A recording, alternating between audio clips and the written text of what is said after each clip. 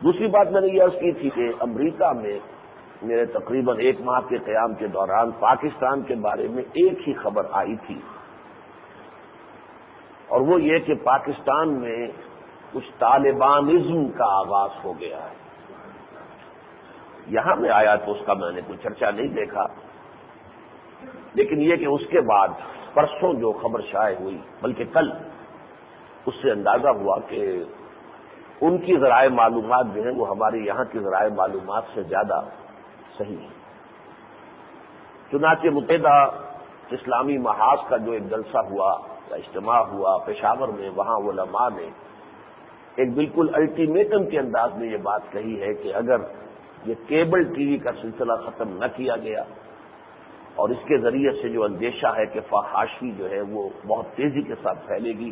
اگر اسے نہ روکا گیا تو ہم گھروں میں داخل ہو کر ٹیلی ویژن سیٹ اٹھا کر لے جائیں گے۔ اس میں یقیناً وہی انداز ہے طالبان کا، وہی ایک کیفیت جو ہے اس الٹیمیٹم کے اندر نظر آ رہی ہے۔ اگرچہ آج حکومت کی طرف سے جواب آیا ہے کہ اس کا کوئی سوال نہیں، پروگرام تو جاری رہے گا، اس میں تعلیمی پروگرام بھی ہوتے وغیرہ وغیرہ، بعد میں عرض کروں گا اس کے بارے میں۔ لیکن یہ ہے کہ ہو سکتا ہے کہ بعض سرحد کے بعض قصبات میں یہ کام عملاً بھی شروع ہو چکا ہو۔ چنانچہ کشمیر میں بھی جب ریزسٹنس موومنٹ شروع ہوئی ہے، جس نے بعد میں مسلح جہاد کی شکل اختیار کی ہے، تو پہلا کام یہی ہوا تھا کہ وہاں کچھ مذہبی نوجوانوں نے ویڈیوز کی دکانیں جو ہیں ان کو توڑا پھوڑا تھا، اور جو غلط قسم کے جو کاروبار ہیں ان کے اوپر قدغنیں لگائی تھی۔ تو معلوم ایسا ہوتا ہے کہ وہ خبر جو ہے وہ بنیادی طور پر غلط نہیں تھی۔ تیسری بات جو میں نے عرض کی تھی پچھلے جمعے میں وہ یہ کہ تقریباً 1.5 ماہ قبل جب میں یہاں سے گیا تھا تو یہاں کے حالات میں ٹینشن تھا بہت۔ تاجر حضرات کے ساتھ حکومت کا ایک یہ سمجھیے کہ مقابلہ چل رہا تھا، اور اس میں تناؤ کی شدت بہت تھی، اور بھی بعض اعتبارات سے، اور یہ اندیشہ تھا کہ اگر یہ اسی طریقے سے یہ معاملہ بڑھ گیا تو ہو سکتا ہے کہ سیاسی پارٹیز کے بھی جو باسی دال ہے اس میں ابال آ جائے، باسی کڑھی میں، اور ہو سکتا ہے کچھ دینی عناصر بھی پھر، جیسا کہ عام طور پر ہمارے ہاں ہوتا آیا ہے کہ کوئی ایجیٹیشن جب شروع ہوتا ہے کسی ایک اعتبار سے تو مختلف عناصر جمع ہو جاتے ہیں۔ لیکن یہ کہ واپسی پر میں نے دیکھا کہ صورتحال کافی ریلیکسڈ ہے، وہ ٹینشن اس طرح کا اب ہمارے ملک میں کم سے کم فوری طور پر جو ہے وہ موجود نہیں ہے۔ اس کے جو اسباب ہیں وہ جو میں نے گنوائے تھے وہ یہ، یعنی اس کے ایک تو یہ کہ مظاہر کیا ہے، حکمران بھی اس وقت خاصے کمفرٹیبل فیل کر رہے ہیں، انہیں کسی طرف سے کوئی بڑا چیلنج نہیں ہے۔ حکومت سے جو تاجروں کا ایک بازار گرم تھا اس میں بھی اب کمی ہے، تاجروں کو بالآخر مجبوراً پسپائی اختیار کرنی پڑی ہے۔ ظاہر بات ہے کہ ایک حد ہوتی ہے، اس سے زیادہ عام شہری اور وہ بیچارے چھوٹے تاجر تھے جن کی تو معاش کا دار و مدار ہی روزمرہ کی یافت پر ہے، وہ زیادہ دیر کھڑے نہیں رہ سکتے تھے۔ ایک عجیب بات یہ ہے کہ اگرچہ مہنگائی کا رونا بہت ہے، کمر توڑ مہنگائی، اس میں کوئی شک نہیں، کسی حساب کتاب سے بھی دیکھا جائے تو بڑی تیزی کے ساتھ جو ہے وہ مہنگائی بڑھ رہی ہے، 300-400 گنا جو ہے عام استعمال کی اشیاء جو ہیں گھریلو ان کی قیمتیں بڑھ چکی ہیں، 300-400%۔ اس حوالے سے یہ ہے کہ عجیب بات یہ ہے کہ اس کے باوجود کوئی بے چینی، کوئی ہلچل، کہیں سے کوئی مزاحمتی تحریک، کوئی ایجوکیشن کی تحریک کے کوئی خاص آثار نہیں۔ پھر سیاستدانوں کے ساتھ جو ملاقاتوں کا سلسلہ شروع کیا پرویز مشرف صاحب نے، میں سمجھتا ہوں اس نے بھی اس ٹینشن کو ڈیفیوز کرنے میں مدد دی ہے۔ کچھ امیدیں بھی لوگوں کو لاحق ہو گئی ہیں، اگرچہ شاید کل بڑی وضاحت کے ساتھ بات آئی تھی، کوئی سوال نہیں اسمبلیوں کی بحالی کا اور کوئی سوال نہیں الیکشن کا، لیکن یہ کہ یہ باتیں ہوتی رہتی ہیں، پھر بھی کچھ نہ کچھ جو ہمارے سیاستدان ہیں انہیں کچھ امیدیں بندھی ہیں، کم سے کم کہ بلدیاتی انتخابات کے سلسلے تو لٹکے ہوئے ہیں ہی، اور سیاستدان جو ہیں خاص طور پر اپنے مقامی الیکشن کو اگنور نہیں کر سکتے، اس لیے کہ ان کے جو سارے بھی وہاں کے لوکل آپس کے جھگڑے ہوتے ہیں اور مقابلے ہوتے ہیں، اور کس کا سر اونچا اور کس کا نیچا، اس کی ساری جو ہے جنگ وہاں جاری ہوتی ہے، لہذا اس میں تو یقیناً ہم حصہ لیں گے، چاہے وہ جماعتی ہو چاہے غیر جماعتی ہو۔ سیاسی ایجوکیشن کی بھی کوئی صورت میدان میں موجود نہیں، سوائے میں نے پچھلی مرتبہ کہا تھا ایک جواں مرد ہے صرف میدان میں، اور وہ بیگم کلثوم نواز شریف ہیں، باقی تو کسی اور میں کوئی دمخم نہیں ہے، وہ بیچاری لگی ہوئی ہے، ہوا ہے گو تند و تیز لیکن چراغ اپنا جلا رہی ہے۔ وہ خاتون خانہ کے حق میں جس کو دیے ہیں انداز پہلوانی، اس لیے کہ یہ پہلوان خاندان کی چشم و چراغ ہے، انہوں نے واقعتاً ثابت کر دیا ہے کہ ان کی رگوں میں لہو ہے پہلوان خاندان کا۔ 10 گھنٹے گاڑی کے اندر بند رہنا اس موسم میں، اس حبس کے عالم میں، اس سے اندازہ ہوتا ہے کہ واقعتاً جان ہے، ہمت ہے۔ بہرحال اس کے علاوہ کوئی آثار کسی طرف سے ایجوکیشن کے نہیں ہیں۔ یہ ساری چیزیں جو ہے، اور دوسری طرف یہ محسوس ہوتا ہے کہ احتساب کا عمل جو ہے اگرچہ سست ہے لیکن چل رہا ہے، اور اکراس دی بورڈ ہے، اس میں بھی کوئی شک نہیں ہے۔ اگرچہ فوجی جو بھی عہدیدار تھے اور عدلیہ کے، ابھی ان کو کچھ ایگزمپٹ کیا گیا ہے، لیکن اب یہ کہ آوازیں اٹھ رہی ہیں اور غالباً ان پر بھی اب ان کی طرف بھی رخ ہو جائے گا، لیکن سیاسی سطح پر کوئی جانبداری نہیں ہے، بلکہ یہ کہ جس کو بھی انہوں نے سمجھا ہے، جس کے بارے میں ان کے پاس کچھ ہے، انہوں نے گرفت میں دینے کی کوشش کی ہے۔ تو اگرچہ سست ہے رفتار، لیکن یہ کہ بہرحال جاری ہے۔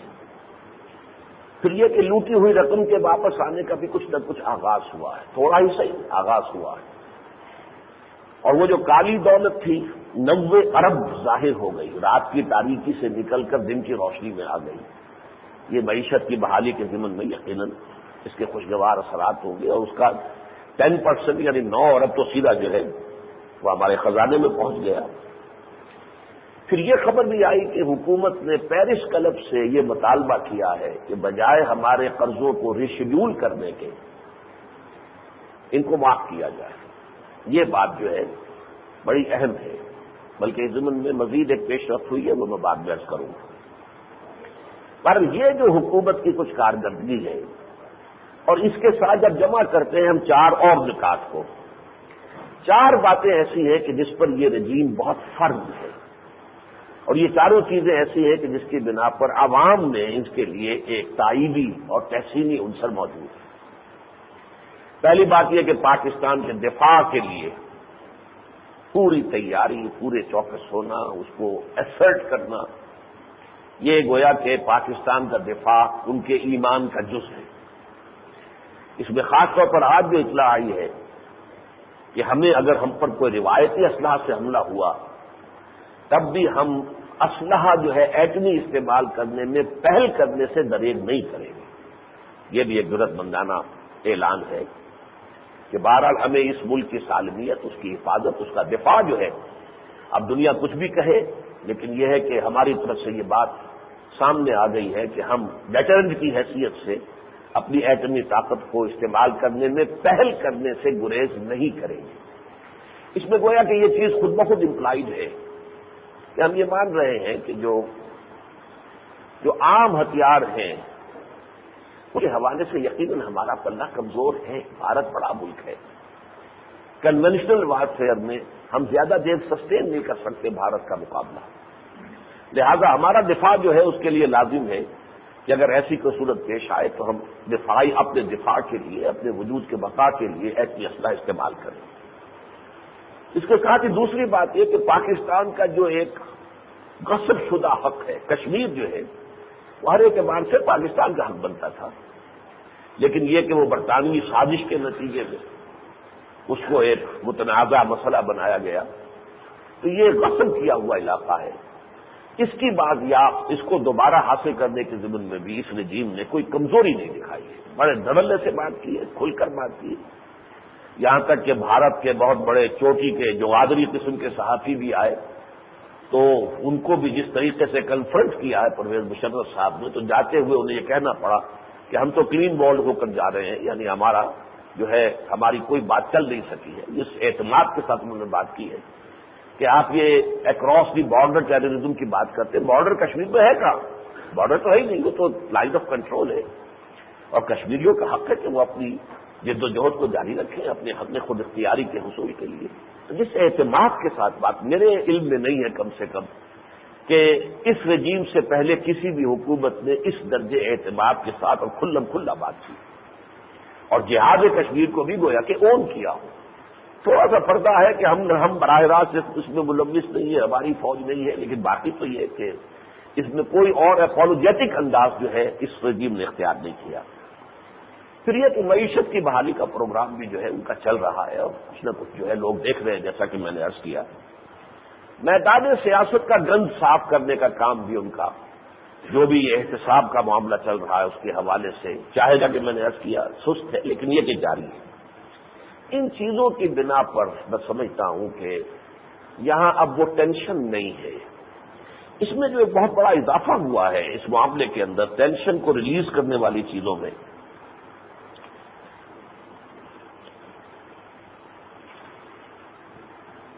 یہ جو اس ہفتے کے دوران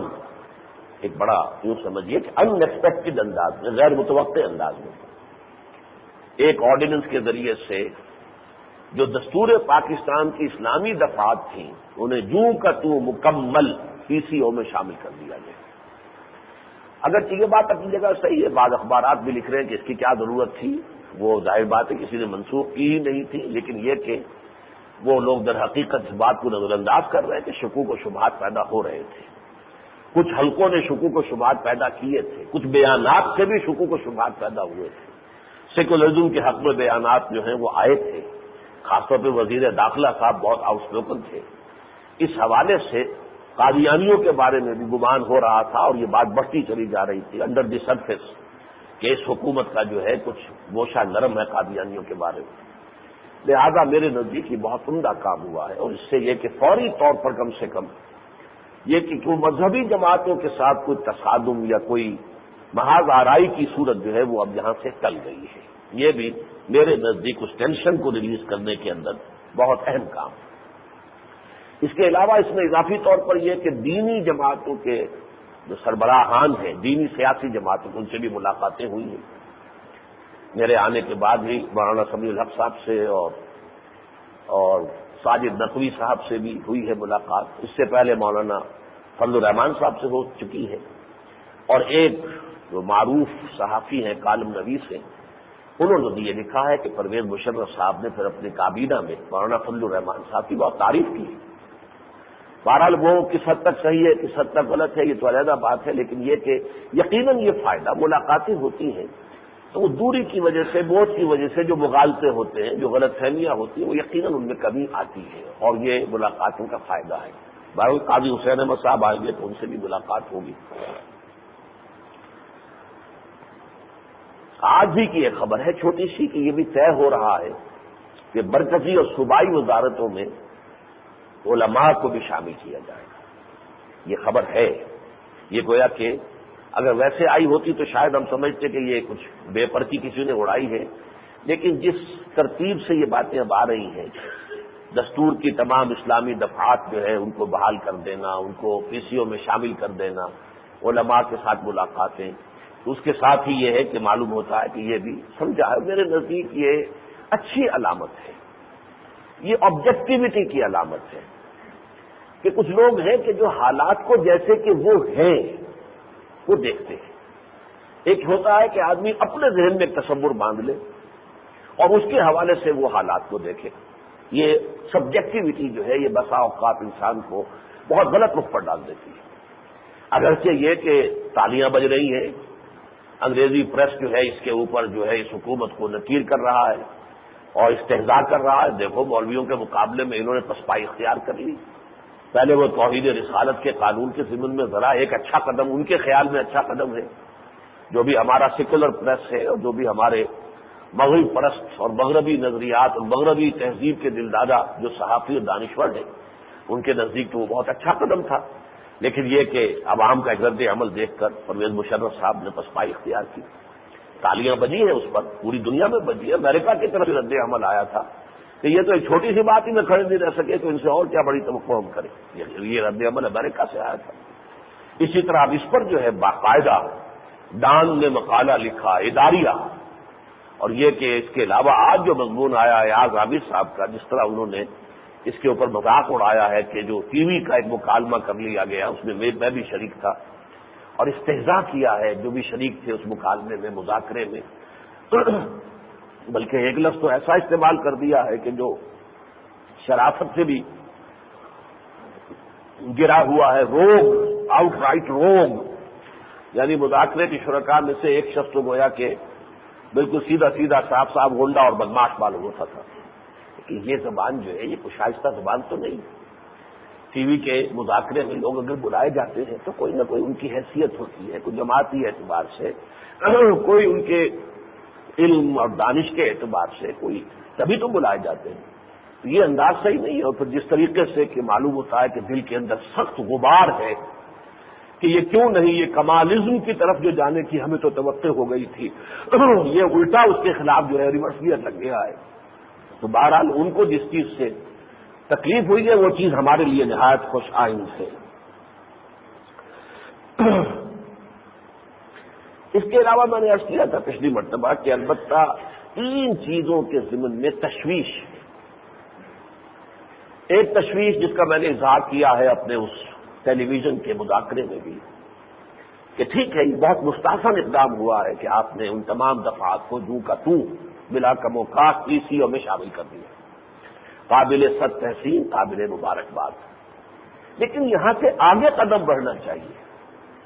جب تک کہ شریعت کی تنفیذ کا عمل آگے نہیں بڑھتا اور اس کے کوئی آثار ہمیں نظر نہیں آتے، زیادہ اصل میں تو ہوتا ہے زیادہ پیما پھر کارواں ہمارا، واقعتاً اگر کچھ چیز مقصود ہے اس ملک کے اندر تو میرے نزدیک تو معیشت کی بحالی سے بھی کہیں زیادہ ضروری ہے قومیت کی بحالی۔ اس ملک کے اندر ایک قوم ہونے کا احساس سوائے اسلام کے اور کسی چیز سے پیدا ہو ہی نہیں سکتا۔ اپنے ٹی وی والے مذاکرے میں بھی میں نے کہا، مختصر میں نے بہت بات کی تھی کہ ہمیں جمع کرنے والی چیز کوئی ریشیل نیشنلزم نہیں ہے، کسی ایک نسل کی بنیاد پر پاکستان میں بسنے والے ایک قوم نہیں ہے، لنگوسٹک نیشنلزم بھی نہیں ہے، زبان بھی ایک نہیں ہے، پشتو ہے، بلوچی ہے، بروہی ہے، برہوی ہے، سندھی ہے، سرائکی ہے، پنجابی ہے، بہت سی زبانیں ہیں، اور باقی سب تو پھر کسی درجے میں تسلیم کرنے کو تیار تھے۔ اردو کی سپریمیسی، ہمارے سندھی بھائی، اور دوسرا سب سے بڑا صوبہ اور اہم ترین صوبہ یہ سندھ ہے، وہ کسی صورت میں تیار نہیں ہے کہ اردو کی سپریمیسی کو دوبارہ کریں۔ تو یہ چیزیں تو ہمیں تقسیم کرنے والی ہیں۔ اور نمبر 3 یہ ٹیریٹوریل وطنی قومیت کی کامل نفی پر ہم نے یہ ملک بنایا تھا۔ اس دور میں میں اور ہے، جام اور ہے، جم اور، ساقی نے بنا کی روش لطف و ستم اور،